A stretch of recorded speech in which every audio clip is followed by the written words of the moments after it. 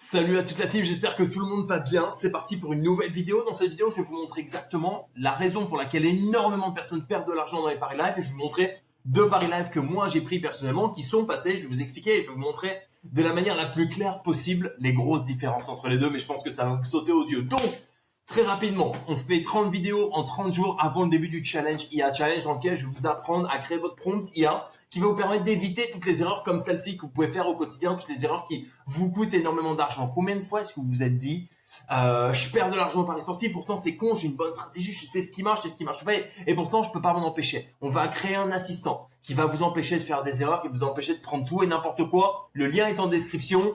En attendant, c'est une vidéo par jour du 20 décembre au 20 janvier. C'est parti, si vous n'êtes pas encore abonné, n'hésitez pas à le faire. Petit like, petit commentaire, dites-moi ce que vous voulez voir dans les autres vidéos. Donc, ici, la vidéo va pas être très longue. Mon but, c'est de vous montrer très clairement les différences. Comme vous voyez ici, on a un match typiquement considéré comme une douille, d'accord? Donc le 14 décembre à 15h, tout en détente l'Udinese, qui joue contre le Napoli, d'accord? Napoli qui est sur une très jolie série de victoires. Ouais, pas de problème. Normalement, le Napoli doit les taper absolument tous les jours. Et en fait, pour toutes les personnes qui se sont placées en pré-match, donc ça va être la première erreur. Ça va être de se placer en pré-match en se disant, c'est le Napoli, je sais qu'ils vont gagner, donc je vais aller me placer, ou alors, je vais être sérieusement, pour mon combiné, je vais faire Napoli ou nul. Je pense que je vous apprends rien quand je vous dis que ça ne marche pas. Donc, hop, impeccable, je pense que vous me voyez mieux. Donc, à un moment donné, c'est ce genre de pari-là qui vous coûte énormément d'argent, ok? Ensuite, en live, ça va être cette incapacité absolue à traiter un match live pour ce qu'il est, à savoir ne pas le traiter comme un pari pré-match et se dire c'est Napoli, c'est sûr qu'ils vont revenir. Regardez, là on voit très clairement les stats. Et c'est comme ça que personnellement je regarde un match, d'accord? C'est un match que j'aurais très certainement pu considérer également. Okay, on voit un gros écart théorique de niveau. On voit Napoli qui est sur un bon état de forme. Il y a une grosse différence entre les deux équipes. On va pas se mentir, ok? Juste ici, qu'est-ce qu'on voit? On voit rien du tout, d'accord? Première mi-temps assez calme, quoique à l'avantage, quoique à l'avantage de l'Udinese. Vous voyez là, sur le tir total, juste ici, on voit quand même 18 tirs à 7 pour l'Udinese sur toute la rencontre, donc c'est quand même une différence significative. On voit une première mi-temps assez dominée par l'Udinese, mais pas non plus quelque chose de fou. Ensuite, en deuxième, qu'est-ce qu'on voit? Le nombre de mecs que je vois qui vont aller parier à la mi-temps en se disant, il y a 0-0, c'est une belle opportunité, je vais me gaver, d'accord? Qui regardent même pas le match. Donc on est à la mi-temps et ils vont dire ok, là je vais aller me placer première alerte, un but refusé de l'Udinese. Là le mec il se dit fou, j'ai eu de la chance. Ensuite on voit que ça pousse du côté de l'Udinese, on voit qu'il se passe rien du côté du Napoli.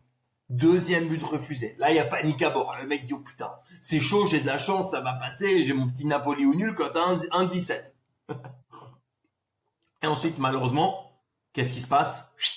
Le but est marqué pour l'Udinese, 1-0. Donc là, en fait, qu'est-ce que va se dire la plupart des parieurs live, comme moi par exemple, même s'il s'est rien passé avant, c'est pas grave, fondamentalement. D'accord? On va se dire quoi? On va se dire, il s'est rien passé avant, mais avec les qualités et les forces du Napoli, ils ont pas besoin de pousser pendant 3 plombs pour mettre un but. Donc si on voit une grosse zone de pression et d'unilatéralité, pourquoi pas rentrer, pourquoi pas se placer?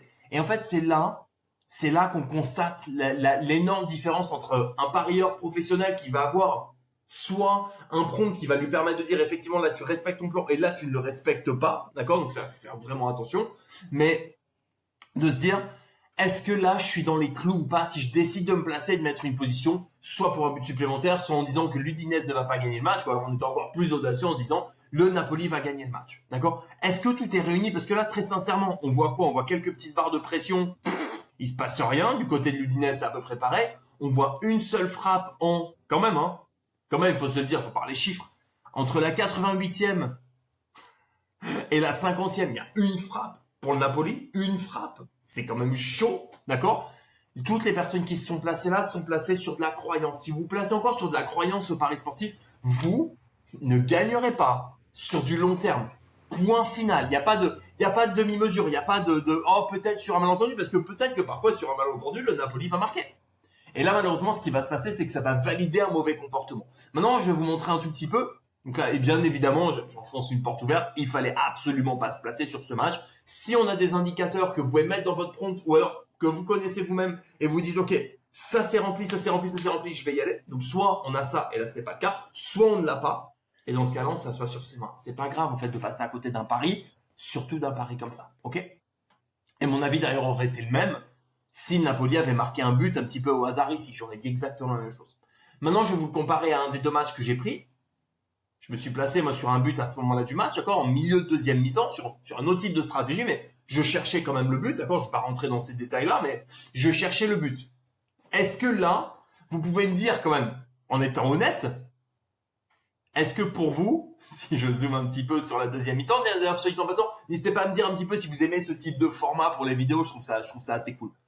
Est-ce que la deuxième mi-temps, d'accord, entre la 45e et la 75e, ressemble à celle-ci? On n'oublie pas, hein, là en haut, ici, là c'est le favori, hein, d'accord? C'est le même site, c'est le favori, c'est le même tout. Là, le favori c'est dramatique, ok? 45-75e, le favori a une frappe. Ici, 45-75e, on a 2, 3, 4, 5, 6, 7, 8, 9, 10, 11 frappes et le but. 12 frappes même. Et le but. D'accord? Avec une pression énorme, avec une énorme unilatéralité, avec des corners, etc. En fait, ce que je veux dire, c'est que si vous décidez de vous placer et de prendre des paris en étant systématiquement dans le « je pense qu'il va se passer ça, donc je rentre parce que c'est telle équipe », vous êtes mort dans le film. Par contre, si vous placez sur des indicateurs très précis, ça je vous garantis, moi quand je l'ai rentré dans mon IA que je me suis créé, c'était vert. D'accord, il fallait y aller tous les jours. Le but a été marqué peut-être 1 minute ou 2 après notre entrée. Deuxième situation, un petit peu similaire, d'accord.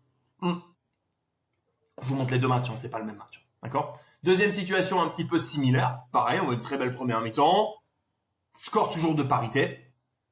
On rentre, on attend un petit peu, on a une très grosse pression, on a un gros enchaînement de tirs, on a des corners, on a absolument tout.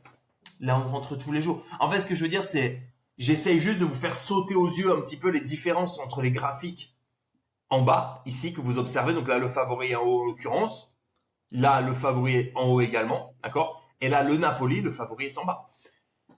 Si vous continuez à prendre des matchs comme celui du Napoli, en vous disant en permanence, je pense qu'il va se passer ci parce que c'est telle équipe, c'est terminé. Si vous continuez à traiter les paris live comme des paris pré-match avec vos pseudo-connaissances, et je dis ça sans méchanceté, c'est terminé également. Voilà la team, j'espère que cette vidéo vous a apporté un petit peu de clarté, sans rentrer dans des détails ultra techniques, de codes, de critères, etc.